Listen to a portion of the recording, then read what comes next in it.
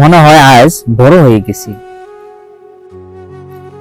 একটা চলকেটের জন্য বাবার পিছে ঘুরতাম, মায়ের আঁচল ধরে টানাটানি করতাম। এখন আর করতে হয় না। মাসে ৬০-৭০ হাজার টাকা ইনকাম করে হোটেলে যখন বসে ভিআইপি খাবার খাই, মনে তৃপ্তি পাই না।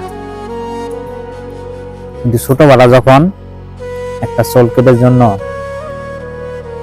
মার সাথে কত কি না করছি,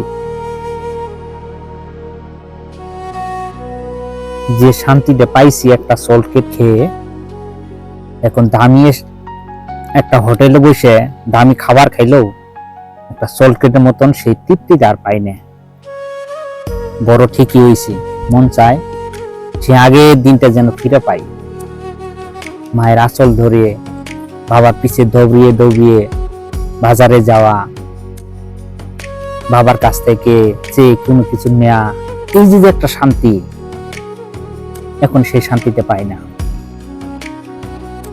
আসলেই আমরা যা পাইছিলাম, এখন যা হারিয়েছি সেটা আর কখনো ফিরে পাবো না।